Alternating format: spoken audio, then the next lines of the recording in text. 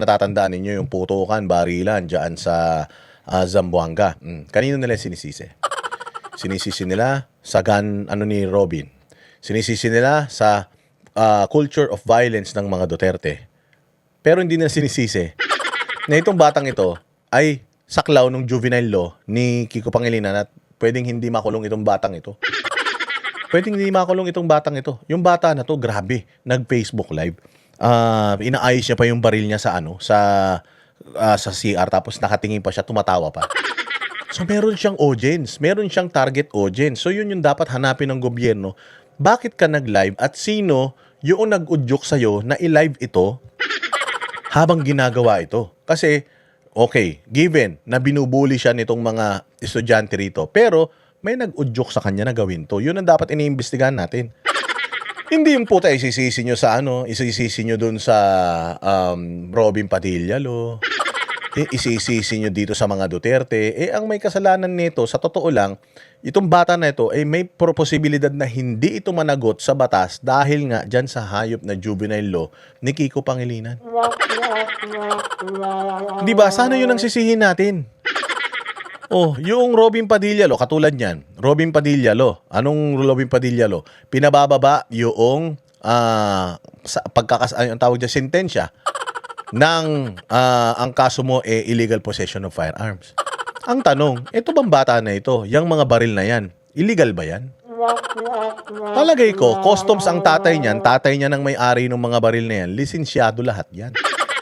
Lisensyado yan. So pwede nating sisihin dito, magkakaparehas lahat. Yung sistema ng gobyerno, sistema ng batas, yung may pagkukulang yung mga magulang at may pagkukulang yung eskwelahan.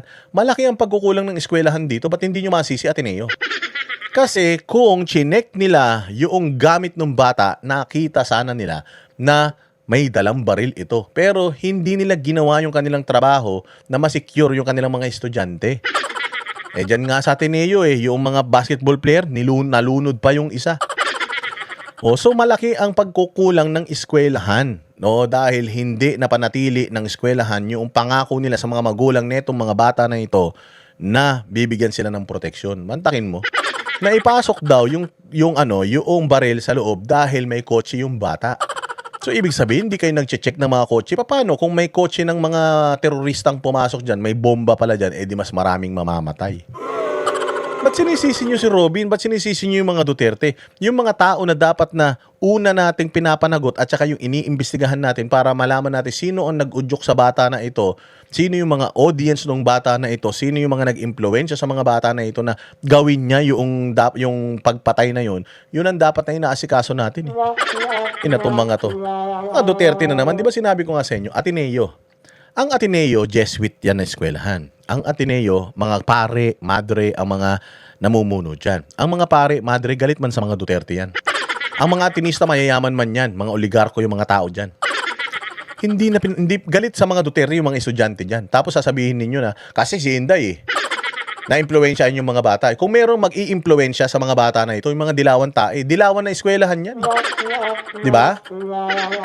Dilawan na eskwelahan yang na yan, yang paaralan na yan. Tapos sasabihin ninyo, may impluwensya mga Duterte dyan. Kung merong may impluwensya dyan, si Risa, De Lima, sila Jokno, yung mga aktivista, sila ang merong dyan, ang merong impluwensya dyan.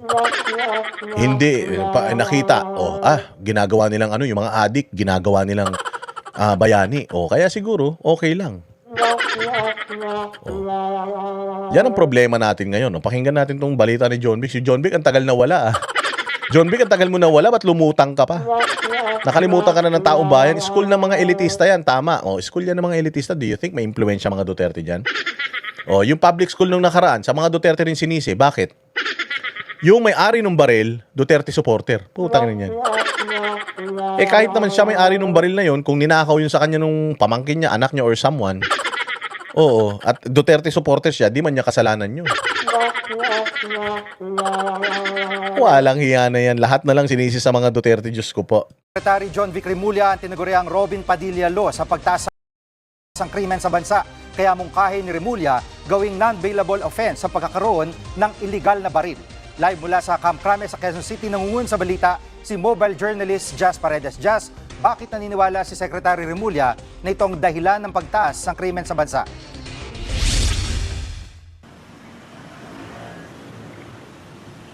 Jiggy, ayon kay DILG Secretary John Vic Remulla, 98% ng mga krimen Upal. Sabi ni John Vic noong nakaraan, bumaba yung crime rate sa Pilipinas. Tapos ngayon, tumaas daw yung crime rate. Ano ba talaga? Tumaas, bumaba. Tapos ngayon na tumaas, isisisi nyo kay Robin? Isisisi nyo kay Robin? O may batas na mababa ang available offense, ang pagkakaroon ng baril, illegal possession of firearms. Hindi ba trabaho ng pulis na hulihin ang lahat ng mga loose firearms? Hindi naman sinabi nung batas ni Robin Padilla na magtago kayo ng mga baril na illegal. Kasi pag ang baril illegal, tinatago mo, utangin yan, dapat hinuhuli ka ng gobyerno. Dapat may crackdown kayo. Kung may crackdown kayo sa drugs, dapat may crackdown din kayo sa illegal possession of firearms. Kasi delikado talaga yan. Si Bongbong Marcos nagdeklara na siya nung nakaraan. Sabi niya, paiigtingin daw niya yung kampanya para sa mga loose firearms. Ano na nangyari dun? Baka nga, pag tinanong niyo si Bongbong ngayon, Sir, meron kang sinabi nung nakaraan na paigtingin yung yung paglaban sa mga illegal sa mga loose firearms. Pusta tayo, din niya na matandaan niyo sa daming pinangako niya sa Pilipinas. Huwag niyo sisihin yung batas ni Robin. Ang sisihin niyo, hindi na nagtatrabaho yung mga pulis. Bakit? Putang ina, lahat ng pulis nandun sa Senado. Lahat ng pulis nakaharang dyan sa Senado, nakaharang sa impeachment, nakaharang dun sa mga nagrarally. Wala nang pulis na nasa mga checkpoint. Kupal. Hayop na yan. So yun ang sisihin natin. Sisihin mo na ninyo yung mga sarili nyo. Huwag kayo magturo na magturo. Puro kayo turo ng turo. Baka kayo manuno. Trabaho mo yan, John Vic, na panatilihing safe ang Pilipinas. Ikaw ang may-ari ng pulis. Ikaw ang may-ari ng LGU. Di sana gumawa ka ng paraan kung mahina yung batas ni Robin Padilla, di sana gumawa ka ng paraan kung papaano masasawata, makukuha ang lahat ng mga baril na expired na yung mga lisensya. May database man kayo, di ba? May database ka. Halimbawa, si Jay Guevara, meron siyang baril. Nag-expire na yung kanyang lisensya. Tapos, kasi dapat yung pag nag-expire yung lisensya mo, isosoli mo yung baril eh. Kasi wala ka ng karapatan na humawak ng baril na yon. So dapat alam ninyo kung sino yung mga tao na hindi na nag-renew ng mga baril at kailangan yung mga baril na yon mapunta sa inyo. May mga details man kayo sa system ninyo ng mga tao na may mga legal na baril. So dapat may database din kayo na nakikita ang lahat ng mga tao na expired na yung kanilang mga baril na hindi na nila ni-renew. So kapag hindi na ni-renew, ino-operate nyo na dapat yun. Dapat kung halimbawa si Jay Guevara meron siyang lisensya na hindi na na-renew, may baril siya na nakapangalan sa kanya na hindi na na-renew. Loose firearms na yun. May database kayo niyan. Pupuntahan nyo na si Jay Guevara. Tok, tok, tok, tok. Jay Guevara, dito ka ba? Meron kang baril na ganito. Ito yung serial number. Kompleto yun sa FEO, Firearms and Explosive, blah, blah, blah. Sa website, nandoon yun. Meron kang baril na ganito. Hindi mo na ni-renew. Nasa iyo pa ba tong baril na ito? Sasabihin niya ngayon, ay wala na, nabenta ko na yan. Binenta ko na yan sa ganitong tao. Ito yung deed of sale. So, check nyo ngayon sa system nyo kung ito bang pinagbentahan ng baril, nakaregister sa kanya. Kung hindi nakaregister sa kanya, loose firearms yun. Habulin nyo yun, hahanapin nyo yun, kukunin nyo yun. Kailangan walang baril na walang lisensya na nasa sirkulasyon. Dapat nasa inyo. Tinuturuan ko na kayo sa trabaho nyo. Tuturuan ko na kayo sa trabaho nyo. Galaw-galaw naman kasi. Sisi kayo ng sisi, trabaho nyo yan. Ganun ang gagawin ninyo, boss. Ganun ang gagawin ninyo. Titingnan ninyo. Expired. Nasan yung baril mo? Expired na ito. Hindi mo na ni-renew. Asa na yun? Nandito pa sa akin. Isurrender mo na. Akin na. Yung baril na yan. Hindi mo na yan dapat hawakan. Pwede ka nang kasuhan ng illegal possession of firearms dyan kasi hindi mo na ni-renew yung lisensya niyan. Ganun ba, sir? Akala ko pwede ko nang itago. Hindi. Amin na yan. Kukumpiskahin mo na yun. Ganun. Kung talagang gusto nyo na maubos ang loose firearms, gumawa kayo ng grupo that's going after itong mga nagrehistro ng mga baril na hindi na nakarehistro ngayon. Pwedeng namatay na siya. Halimbawa, nasan tong tao na to? Patay na eh. Ganun ba? Patay na? Meron siyang baril na nakarehistro sa kanya. Hindi naman niya isinoli sa amin to bago siya mamatay. Nasaan na tong baril na ito? Yun na yun. Yun na yung kailangan isoli yun ng pamilya kasi yung iba pinapamana. Di pwede yun. Loose firearms na yun. Pag hindi mo na ni-renew yun, expired na yung lisensya ng baril na yun. Hindi expired yung baril. Huwag kang tanga. Hindi nag-expire yung baril. Kasi yung baril na yan, kahit gaano katanda yan, pumuputok, pumapatay pa rin ng tao yan. Expired na yung lisensya mo na mag-carry ka at magmay-ari ka ng baril. Ganun yun. Tanga nyo. May kinalaman sa baril ay dahil sa loose firearms. Noon kasi ang possession of loose firearms ay isang non-bailable offense. RA 8294, binaba ang parusa rito at naging bailable ang illegal. Ito nga, Robin Padilla Law, dahil ang senador ang isa na kinabang sa batas. Nakonvict noon si Padilla nang mahulihan siya ng baril na hindi nakarehistro sa kanya. Sinabi rin ni Padilla Paano siya ang nakinabang sa batas? Paano siya nakinabang sa batas? Convicted man si Robin Padilla. Convicted si Robin Padilla sa kaso ng illegal possession of firearms. Kaya nga siya napunta sa bilibid dahil na-convict na siya, sinintensyahan na siya, pinardon niya ng presidente. Pinardon ni Ramos yan, tanga-tanga nyo naman. Ba't nyo sasabihin na Ba't nyo sasabihin na si Robin Padilla nakinabang dun sa kanyang batas? Gago. Si Robin Padilla nakulong, illegal possession of firearms, sinintensyahan siya ng korte, kaya nga siya nasa bilibid. Lahat ng nasa bilibid, sentensyado na, isa-serve niya yung kanyang sentence. Kung halimbawa, 10 years yung sentensya niya, 10 years siya dapat mag-i-stay doon. So, hindi siya lumaya dahil sa batas na ito. Lumaya siya dahil sa presidential pardon.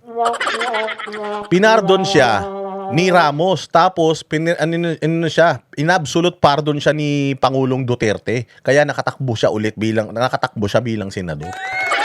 Tarantado kayo, no? Putang ina ninyo, napakasinungaling ninyo. Oo, nagawa na lang yung batas na yan dahil dun sa research kasi habang nasa kulungan si Robin, resource person siya ng Senado para sa mga batas na ginagawa nila na involve yung mga kriminal. Ito napakasinungaling ninyo. Walang hiya kayo. Na habang nakakulong siya ay nakipagpalitan siya ng sulat sa ilang senador tungkol sa panukalang batas. Ang panawagan ngayon ni Remulla, repasuhin ulit ang batas kaugnay ng mga iligal na Naging parte siya ng paggawa ng batas na yan. Hindi siya ang gumawa ng batas, yung senador gumawa ng batas according doon sa information na nakuha nila kay Robin. Pero hindi lumabas si Robin dahil sa batas na yun. Lumabas si Robin dahil pinardon siya ni Ramos, tapos si Pangulong Duterte inabsolute pardon siya. Kaya nabura lahat ng kanyang mga record na kriminal, kaya siya nakatakbo na senador. Okay, kasi bawal man maging senador kung meron kang conviction. Matindi yung kaso ni Robin, hindi sana siya magiging senador kung hindi siya pinardon or absolute pardon ni Pangulong Duterte. Tado kayo. Si Pangulong Duterte ba sa kanya? Absolute pardon o si Gloria? Basta pinardon siya ni Ramos, tapos absolute pardon siya ni Presidente. Ewan ko kung si Pangulong Duterte yun, kung sino man Presidente. Basta ganun yun. Hindi siya nakalabas dahil sa batas na yan, pinagsasasabi ninyo. Gawing ding non-bailable offense ito para maiwasan ang krimeng dulot ng loose firearms o mga iligal na baril. Dapat daw ay may mas mabigat na parusa sa pagginamit ng kanilang mga armas sa mabigat na krimen. Bago magkaroon ng parusa, maganda, mahuli nyo muna. Paano mapaparusahan yung may mga loose firearms kung di kayo nag-ooperate against loose firearms? Mag-operate kayo para may makasuhan kayo, hindi yung puro kayo turo dito. Tatanga nyo. Ito ni Remulla kasunod ng nangyaring pamamaril sa isang eskwelahan kahapon. Pakinggan natin ang pahayag ni Interior Secretary John Vic Remulla. The Robin Padilla Law, which extinguished culpability and made it a bailable offense, has led to a surge of crime because... Kasalanan ni Robin yung pagtaas ng krimen, hindi kasalanan ng incompetence nyo sa police. Nanyan. Bakit loose firearms lang ba yung krimen dito? Wala bang krimen yung drugs? Wala bang krimen yung pananaksak? Wala bang krimen yung ibang Ito si John Vic Remulla, tangina masyadong iyakin to. Tangina lahat na lang ng babaliin para lang yung politika nila may ipasok. Precisely because loose firearms is a bailable offense. So, ibig sabihin, kung sinisisi natin si Robin doon sa batas na yon, dapat sinisisi nyo rin si Kiko Pangilinan. Di ba? Tama. Kasi unang-una sa lahat, hindi si Robin Padilla ang author ng batas na yon. Tumulong lang siya para may isa batas yun. Hindi siyang author. Ito, yung juvenile law ni Kiko Pangilinan. Di ba ang dami mga drug addict, mga bata? Ang daming nagraran ng droga, nagdi-deliver ng droga sa mga customer, bata, para hindi makulong.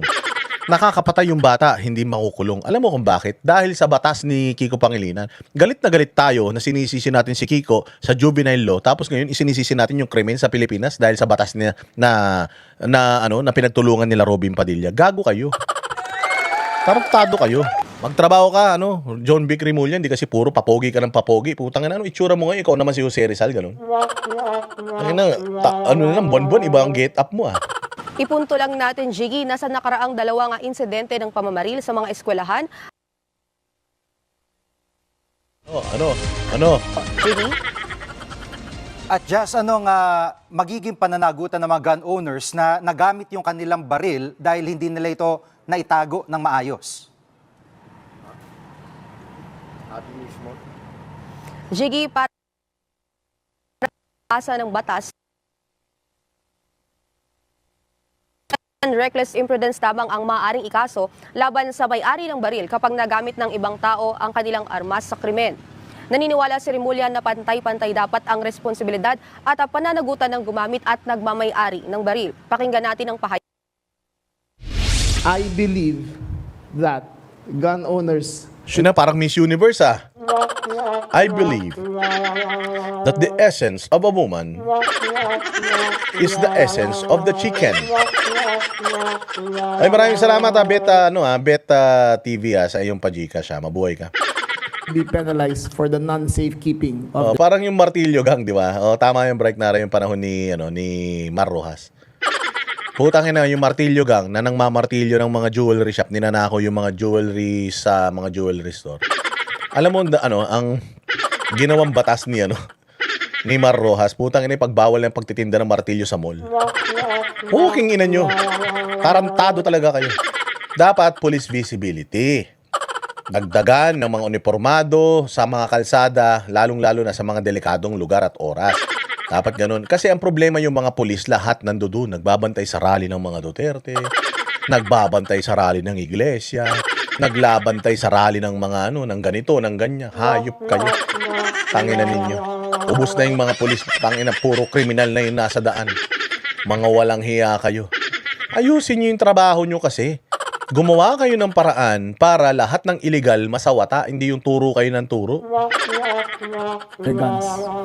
Ngayon, again, ulitin ko, ang liability ng owner ng gun ay para ka lang nagpahiram ng kotse at yung umiram ay nakasagasa. Reckless imprudence.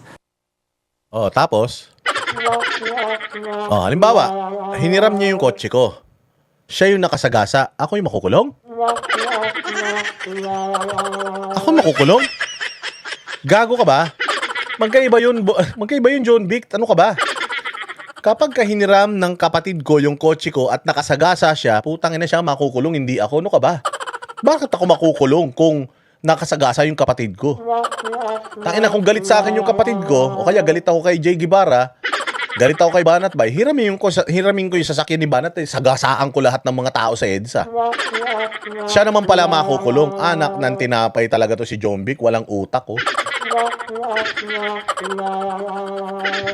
Sira ulo rin, At just meron bang Pwede yun, iba sa baril.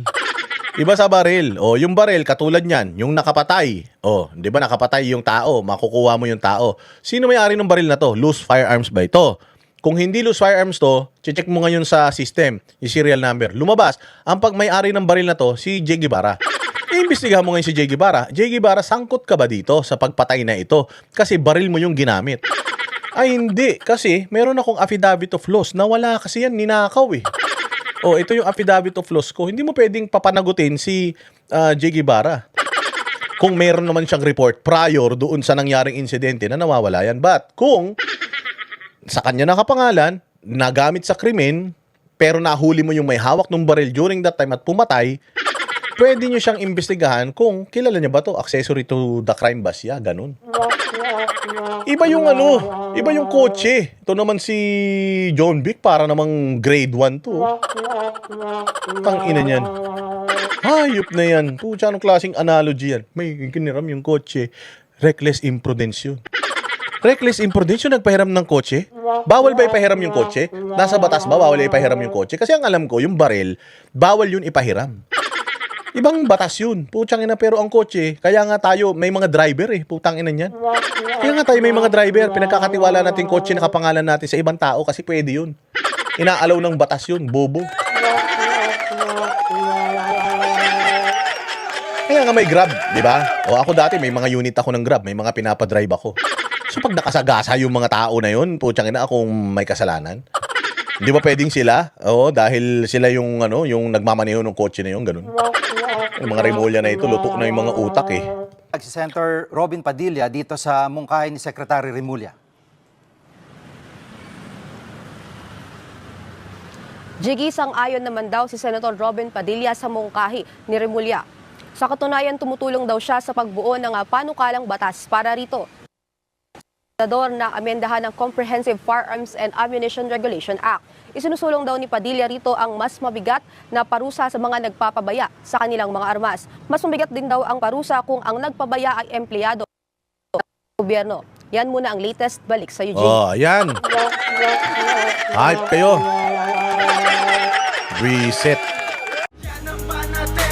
Walang inuurungan.